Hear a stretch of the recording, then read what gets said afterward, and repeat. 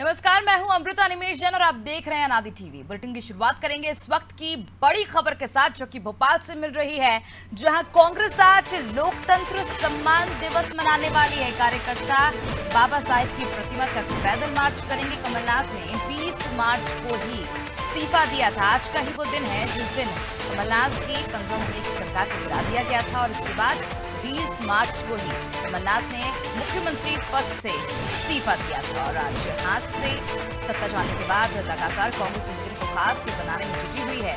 Congress party लगातार लोगों को याद दिलाकर सिंधिया समर्थकों और बीजेपी को कटघरे में खड़ा करने की कोशिश करती रहती है और इसलिए कांग्रेस संगठन ने 20 मार्च यानी कि आज पूरे प्रदेश भर में तिरंगा यात्रा निकालने का निर्णय लिया है। और इस दौरान गांव-गांव और शहर-शहर में तिरंगा यात्रा निकालकर लोगों को जबरन सत्ता हथियाने को लेकर संदेश दिया जाएगा। यानी कि कांग्रेस अपने पुराने जख्म एक बार फिर ताजा करेगी और जनता के बीच जाकर बताएगी किस तरह से 15 महीने की सरकार बीजेपी की ओर से गिराई गई थी। जिले में कांग्रेस कार्यकर्ता यात्रा निकालेंगे। मुख्यालयों पर कार्यक्रम आयोजित किए जाएंगे। इसके साथ ही राजधानी भोपाल की अगर बात की जाए तो कांग्रेस कार्यालय में इंदिरा गांधी की प्रतिमा पर माल्यार्पण करने के बाद कांग्रेस पैदल मार्च निकालकर अंबेडकर प्रतिमा तक जाएगी।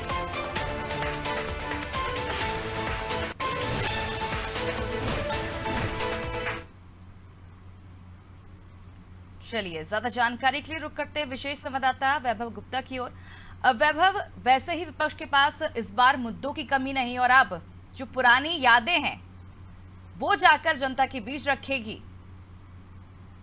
हाँ बिल्कुल है, पुरानी यादें हैं, यादों को कभी भूला नहीं जाता है। और कांग्रेस को जो जख्म मिला था जब कांग्रेस की सरकार थी और सरकार कैसे गई हर किसी को पता है, तो कांग्रेस उस दिन की याद जनता को दिलाने के लिए, ताकि जनता भूल न जाए, क्योंकि चुनावी साल है और साल के अंदर मतदान होना है, तो जनता को उस बात को बताने के लिए कांग्रेस इस दिन को लोकतंत्र सम्मान दिवस के रूप में मनाती है। 20 मार्च का ही दिन था जब कमलनाथ ने अपने पद से इस्तीफा दिया था। इस्तीफा देने के बाद कमलनाथ ने कहा था कि मैं लोकतंत्र की रक्षा करना चाहता हूं, लोकतंत्र में मेरा पूरी तरीके से विश्वास है, इसलिए मैं अपने पद से इस्तीफा दे रहा हूं। हालांकि बीजेपी बिल्कुल कहती थी कि आपके पास जब विधायक ही नहीं थे तो आप सरकार में रहने के लायक नहीं थे। ये आरोप प्रत्यारोप का दौर है, चलता रहता है, लेकिन इस दिन को कांग्रेस लोकतंत्र सम्मान दिवस के रूप में मनाती है। प्रदेश भर में यात्रा निकाली जाएंगी। कांग्रेस के जो कार्यकर्ता हैं वो अपने वरिष्ठ नेताओं के साथ पैदल मार्च करेंगे और राजधानी भोपाल में जो जिला कांग्रेस कमेटी है उसके द्वारा कार्यक्रम का आयोजन किया गया, जिसके अनुरूप कांग्रेस कमेटी से ये पैदल मार्च निकलेगा और बोर्ड ऑफिस स्थित बाबा अम्बेडकर साहब की प्रतिमा तक जाएगा। यहाँ पर एक छोटी सी सभा भी हो सकती है। तो कांग्रेस इस दिन की याद जनता के मन में बनी रहे, जनता के मन से इस दिन की याद को ना जाए।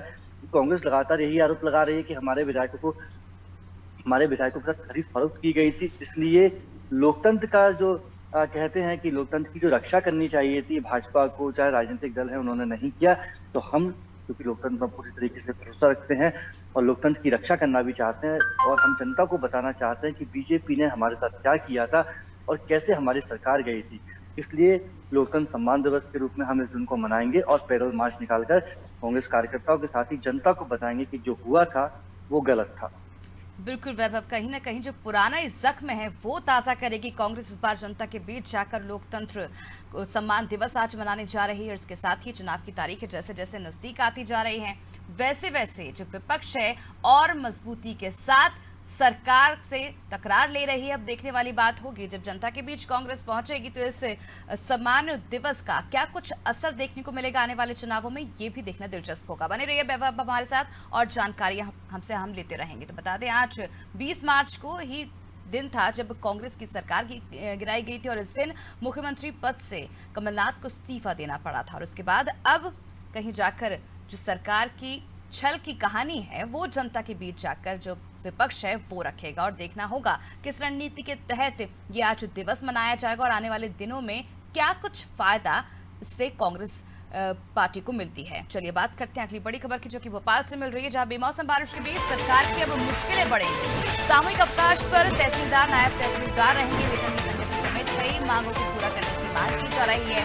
मांगों को पूरा करने का कई बार जो है वो आश्वासन सरकार की ओर से मिल चुका है, बावजूद इसके मांगे पूरी नहीं की गई, जिसके चलते अब एक बार फिर नाराजगी जो है वो देखने को मिल रही है।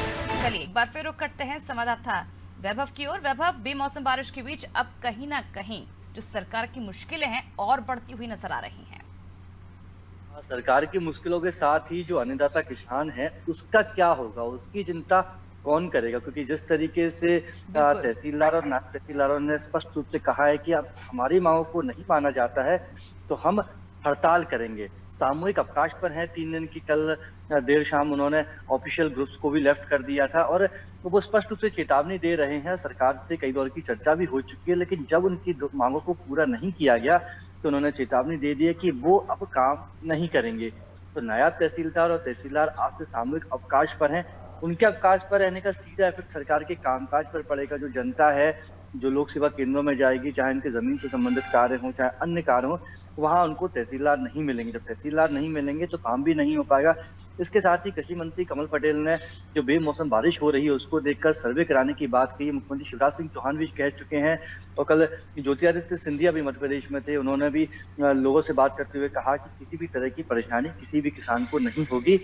पूरी सरकार आपके साथ है। सरकार तो साथ है, लेकिन सर्वे का काम कैसे होगा जब तहसीलदार, नायब तहसीलदार और जो सरकारी अमला है वो सामूहिक अवकाश पर रहेगा। जो नायब तहसीलदार और तहसीलदार, उनका कहना है कि ग्रेड पे की जो विसंगति है उसको दूर किया जाए, वेतन उनका ठीक किया जाए। तो करीबन 8 से 10 मांगे हैं जिसको लेकर वो लंबे समय से हड़ताल पर है। माफ कीजिएगा, लंबे समय से वो चर्चा कर रहा है और 3 दिन की सामूहिक उनकी जी। हड़ताल है। वो कहना चाहते हैं कि उनकी मांगों को पूरा किया जाए। सरकार कह रही है कि हम चर्चा कर रहे हैं और किसान कह रहे हैं कि हमारा सर्वे कब होगा, कब हमको मुआवजा मिलेगा और कब हम दूसरी फसल के बारे में सोच पाएंगे। तो कहीं ना कहीं तहसीलदार और नायब तहसीलदार की हड़ताल का असर किसानों पर पड़ेगा, जनता पर भी पड़ेगा जो अपने कामकाज के संबंध में लोक सेवा केंद्र पहुंचती है। और सरकार कह जरूर रही है कि हम इनकी परेशानियों की चिंता कर रहे हैं। अगर चिंता की होती तो शायद आज वो सामूहिक अवकाश पर नहीं जाते। बिल्कुल वैभव, अगर चिंता की होती तो कहीं ना कहीं बिल्कुल ये सामूहिक अवकाश पर नहीं जाते। वैभव, जिस तरह से लगातार ये खबर मिल रही थी कि जो तहसीलदार है वो सामूहिक अवकाश पर जाने वाले, किसानों की जो मुश्किलें हैं वो भी सरकार जानती है। ऐसे में सरकार के मन में आखिर चल क्या रहा है जो आखिर तहसीलदारों की जो मांगे हैं वो पूरी नहीं की जा रही, क्योंकि लगातार जो कर्मचारी वर्ग है वो सरकार से नाराज चल रहा है। अमृता, आप इसको दूसरी तरीके से समझ, ये चुनावी साल है। चुनावी साल में जो कर्मचारी संगठन होते हैं वो सरकार पर दबाव बनाने की राजनीति करते हैं। बिल्कुल। उनको भी पता होता है कि चुनाव है, सरकार किसी भी तरह का अपने सामने परेशानी खड़ी नहीं करना चाहेगी। नायब तहसीलदार, तहसीलदारों की मांगे अगर वो पूरा करती है तो कहीं ना कहीं जो पूरा परिवार का जो उनके वोट होता है तहसीलदार, नायब तहसीलदार का, वो इफेक्ट करता है और पॉजिटिव भी जा सकता है और निगेटिव भी जा सकता है। तो चुनावी साल में अभी और भी कई कर्मचारी संगठन है जो हमको नजर आएंगे, सड़कों पर भी प्रदर्शन करते नजर आएंगे। ये दबाव की राजनीति होती है और संगठन चाहते हैं कि सरकार पर दबाव बनाकर अपनी जो कई सालों से लंबित मांगे हैं उनको पूरा कर लिया जाए। वहीं सरकार चाहती है कि आश्वासन देकर इनकी जो हड़ताल है उसको स्थगित कराकर कुछ समय और निकाल लिया। जब चुनाव नजदीक आएंगे तब इस बात को कहा जाएगा संगठनों से कि अब आचार संहिता लागू हो चुकी है, चुनाव नजदीक है, हम घोषणा नहीं कर सकते, लेकिन जब हमारी सरकार बन जाएगी तो हम आपकी मांगों को पूरा कर देंगे। तो ये आरोप प्रत्यारोप, दबाव बनाने की राजनीति है, लेकिन अब सरकार कितना सीरियस लेती है इनकी हड़ताल को, ये तो सरकार के जो मंत्री हैं, जो विधायक है, वही ये कर सकते हैं। बिल्कुल वैभव, देखने वाली बात होगी इनकी जो हड़ताल है उससे कितनी गंभीरता से सरकार लेती है, क्योंकि आने वाले चुनाव है और चुनावी साल है और ऐसे में अब कर्मचारियों को मनाना बेहद ज़रूरी है। और एक तरफ अगर देखा जाए तो किसानों की जो मुश्किलें हैं वो कम नहीं हो रही हैं। लगातार मौसम की वजह से फसलें ख़राब हो रही हैं और पूरे प्रदेश में किसानों जो है वो परेशान हो रहे हैं, हाहाकार मचा हुआ है। लगातार सरकार से यही आस लगाकर बैठे हैं उनके उचित मुआवजा सही समय पर मिल जाए ताकि आने वाले दिनों में जो उनकी परेशानी है वो ना बढ़े।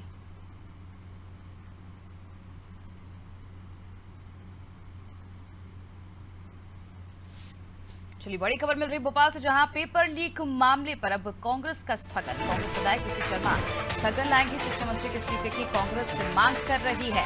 सोशल मीडिया पर वायरल हुआ था पेपर, तो इस वक्त की बड़ी खबर आपको बता रहे भोपाल से, जहां पेपर लीक मामले में कांग्रेस अब स्थगन प्रस्ताव लाने की तैयारी में है। शिक्षा मंत्री के इस्तीफे की मांग जो है वो लगातार कांग्रेस की ओर से की जा रही है। चलिए एक बार फिर रुख करते हैं संवाददाता वैभव की ओर। वैभव, पेपर लीक मामले को लेकर अब जो कांग्रेस स्थगन प्रस्ताव लाने की तैयारी में से लेकर क्या कुछ जानकारी? बेहद गंभीर है। पेपर लीक जैसे अमृता मामले आते हैं उनसे कहीं ना कहीं मध्य प्रदेश की जो शिक्षा प्रणाली है उस पर सवाल खड़े होते हैं। बोर्ड परीक्षाओं के पेपर लीक हो रहे हैं और सोशल मीडिया पर जो टेलीग्राम ऐप है उस पर 1000 रुपए के माध्यम से ये पेपर बेचे भी जा रहे हैं। एक सरकार कहती है कि हम परीक्षाओं को लेकर, हम मध्य प्रदेश के भविष्य को लेकर पूरी तरीके से गंभीर हैं और ऐसे में अगर हजार रुपए में पेपर मिलेंगे तो फिर आप समझ सकते हैं कि क्या होगी मध्य प्रदेश की शिक्षा व्यवस्था की स्थिति। कोचिंग संचालक भी इसमें लिप्त रहते हैं और कहा जाता है कि मध्य प्रदेश में जो पेपर जाते हैं, जो छपाई से लेकर जो उनको केंद्र तक पहुंचाने की व्यवस्था होती है, वो बेहद पुख्ता होती है। केंद्राध्यक्ष की बात तो छोड़िए, जो मंत्री और जो अधिकारी होते हैं, उच्च अधिकारी होते हैं, उन्हें भी इस पेपरों को देखने की अनुमति नहीं होती है। फिर ऐसे में अगर हजार रुपए में पेपर लीक हो जाएंगे और आधे घंटे पहले पेपर के पहले ही पेपर लीक हो जाएगा, तो आधे घंटे का समय बहुत होता है, क्योंकि जो प्रश्न पत्र होता है उसमें चुनिंदा क्वेश्चन ही होते हैं और उनके बारे में पढ़ने का आधे घंटे का समय पर्याप्त होता है। तो कांग्रेस इस मामले को लेकर स्थगन प्रस्ताव आज लेके आने वाली है। कल कांग्रेस के जो विधायक है पीसी शर्मा, उन्होंने कहा कि व्यापम जैसा घोटाला है, पेपर लीक, मध्य प्रदेश का भविष्य दांव पर लगा है। शिक्षा मंत्री इस पर शिक्षा मंत्री इस पर ध्यान नहीं देना चाहते, तो कांग्रेस शिक्षा मंत्री इंदर सिंह परमार के पेपर लीक मामले में इस्तीफे की मांग भी कर रही है और स्पष्ट रूप से कह रही है कि कहीं ना कहीं सरकार के जो अधिकारी हैं उन पर कड़ी कार्रवाई होनी चाहिए। हालांकि सरकार ने कहा है कि हम जांच करा रहे हैं, कई अधिकारियों पर गाज भी गिरी है, कई को बर्खास्त भी किया गया, कई के खिलाफ जांच भी बिठाई गई है, लेकिन बेहद गंभीर है। पेपर लीक अगर होते रहेंगे तो फिर मध्य प्रदेश की शिक्षा की व्यवस्था के बारे में वैसे ही तमाम तरह की बातें की जाती हैं, तो वो कहीं ना कहीं मध्य प्रदेश के छात्र के लिए जब वो नौकरी करने के लिए बाहर जाता है तो शर्मनाक स्थिति हो जाती है। व्यापम जैसे कांड मामले में हमने देखा कि मध्य प्रदेश के जो डॉक्टर्स है उनकी छवि किस तरीके से खराब हुई थी। तो सरकार को जो व्यवस्था है उसको और बेहतर करना होगा। हालांकि कांग्रेस जरूर स्थगन प्रस्ताव लेकर आने वाली है और उस पर हंगामा भी होगा आज विधानसभा में, लेकिन सरकार को जो व्यवस्था है वो मुकम्मल रूप से चल सके, पेपर लीक जैसे मामले बंद हो, उस पर ध्यान देना चाहिए। बिल्कुल बने रहिए हमारे साथ वैभव, आपसे और जानकारी हम लेंगे। तो बता दें, पेपर लीक जैसे मामले हैं वो बंद होने चाहिए। लगातार कांग्रेस इस मुद्दे को लेकर सरकार को घेरती आई है। पीसी शर्मा ने पहले ही महाभ्रष्टाचार इसे बताया था और ये भी कहा था कि मौजूद बीजेपी सरकार को निशाने में लिया था और कहा था कि साजिश के तहत पेपर लीक किया जा रहा है। सरकार इंग्लिश को खत्म करना चाहती है, हिंदी में ही पढ़ाई कराना चाहती है, जिसके चलते इस तरह का एक बड़ा भ्रष्टाचार हुआ है और अब पेपर लीक मामले को लेकर कांग्रेस जो है स्थगन प्रस्ताव लाने की तैयारी में है। और देखने वाली बात होगी अब इस पूरे मुद्दे को लेकर विधानसभा में कितना हंगामा होगा।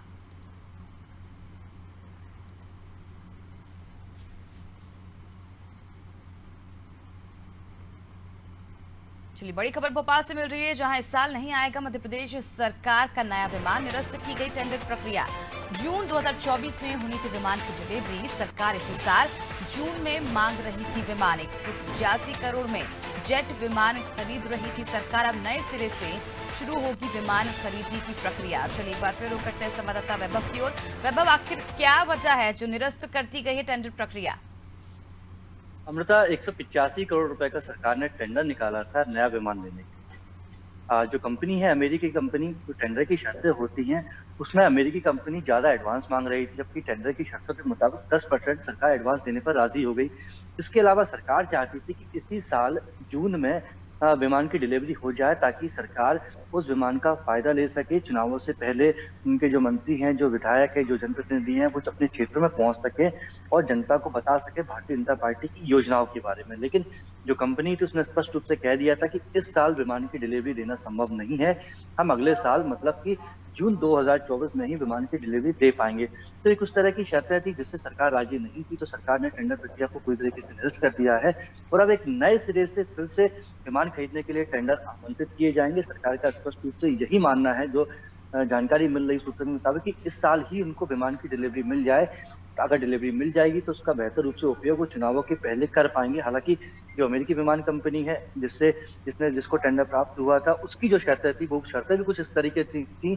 सरकार उन शर्तों को पूरा करना नहीं चाहती थी। एक तरह से कह सकते हैं कि कंपनी अपनी शर्तों को पूरा कराने के लिए अड़ी हुई थी, तो सरकार ने उस टेंडर प्रक्रिया को ही पूरी तरीके से नष्ट कर दिया। अब नए सिरे से टेंडर्स निकाले जाएंगे और सरकार के पास नया विमान आएगा।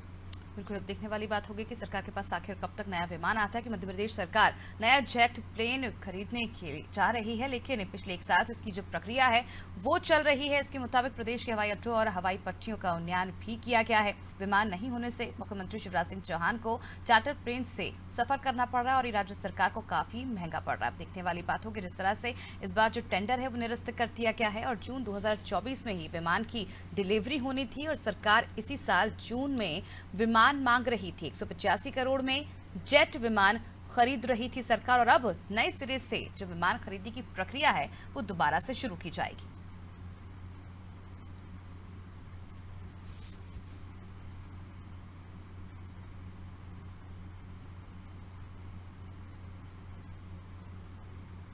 चलिए बड़ी खबर मध्य प्रदेश से मिल रही है, जहां पर एक बार फिर मौसम में बदलाव देखने को मिला है। खरगोन डिंडोरी में ओले गिरे हैं। मध्य प्रदेश में 2 स्ट्रॉन्ग सिस्टम एक्टिव हो गए। 2 से 3 दिन तक मौसम स्थिर रहने की फिलहाल संभावना व्यक्त की गई है। बता दें कि मध्य प्रदेश में बारिश को लेकर अलर्ट भी जारी किया गया है। खरगोन डिंडोरी में ओले गिरे हैं। मध्य प्रदेश में 2 स्ट्रॉन्ग सिस्टम एक्टिव हुए हैं, जिसके चलते इस तरह की जो मौसम है उसमें बदलाव देखा जा रहा है। चलिए एक बार फिर जानकारी के लिए रुक करते हैं संवाददाता वैभव की ओर। वैभव, एक बार फिर मध्य प्रदेश में मौसम में बदलाव देखने को मिल रहा है मौसम वैज्ञानिकों की ओर से, और क्या कुछ जानकारी मिल रही है? कब तक इसी तरह बारिश होती रहेगी? अमृता, बेमौसम बरसात से फिलहाल तो राहत मिलने के आसार नजर नहीं आ रहे हैं। कल खरगोन डिंडोरी में ओले गिरे। ओले का सीधा असर फसलों पर पड़ा। जो फसल लगभग पक चुकी थी, कटने के लिए तैयार थी, अब उन फसलों के मुआवजे के लिए किसानों को परेशान होना पड़ेगा। मौसम विभाग से जानकारी मिली है, 2 स्ट्रॉन्ग सिस्टम मध्य प्रदेश में एक्टिव है। दक्षिणी मध्य प्रदेश में गरज चमक के साथ बारिश की संभावना मौसम विभाग के द्वारा जताई जा रही है। तो जो किसान है उन्हें राहत नहीं मिलने वाली है। इस महीने में हमने देखा कि लगातार मौसम में उतार चढ़ाव देखने को मिला। पहले हफ्ते में भी मौसम खराब हुआ, उसका दूसरे हफ्ते में भी मौसम खराब हुआ, तीसरा हफ्ता जो चल ही रहा है उसमें भी हमने देखा कि कल देर शाम भी तेज बारिश हुई, आंधी चली। और आज 20 मार्च तक का हालांकि पहले संभावना जताई गई थी कि 20 मार्च के बाद मौसम स्थिर होने लगेगा, लेकिन चूंकि 2 स्ट्रॉन्ग सिस्टम एक्टिव है तो ऐसा माना जा सकता है कि 1 से 2 दिन और इसी तरह के मौसम में उतार चढ़ाव देखने को मिलेगा। तो बेमौसम जो बरसात हो रही है अमृता, उसका मजा उठाने के लिए कुछ लोग जरूर टूरिस्ट लोकेशन पर जा सकते हैं, अपनी गाड़ियों में सफर कर सकते हैं, लेकिन अन्नदाता किसान के सामने बड़ी चुनौती है कि वो बिल्कुल। आसपास से आती इस आफत से बचने के लिए, अपनी उपज को बचाने के लिए क्या करें। चलिए बहुत बहुत शुक्रिया वैभव तमाम जानकारी की। तो बता दें मध्य प्रदेश में बेमौसम बारिश का दौर जारी, और इसके चलते जो किसान हैं उनके लिए एक बार फिर आने वाले दिनों में आफत बन गई है ये मौसम। और सागर, खंडवा और खरगोन में जिस तरह से कल दोपहर से ही मौसम में बदलाव देखा गया, बारिश होने लगी और भोपाल में देर शाम तक तेज बारिश हुई। खरगोन के जिरनिया ब्लॉक में तेज बारिश के साथ ओले भी गिरे। डिंडोरी, आगरमालवा और श्योपुर में भी जमकर ओलावृष्टि हुई है। प्रदेश में 14 मार्च से जो सिस्टम एक्टिव हुआ है, 16-17 मार्च से सिस्टम ज्यादा स्ट्रांग हो गया और इस कारण बारिश और ओलावृष्टि हो रही है। 20 मार्च तक आधे से ज्यादा मध्य प्रदेश में इसी तरह का मौसम रहेगा और आने वाले दिनों में कहीं ना कहीं जो किसानों की मुश्किलें हैं वो बढ़ती हुई जाएंगी। फिलहाल मेरे साथ इस वक्त की बुलेटिन में इतना ही। आप देखते रहिए नादी टीवी। नमस्कार।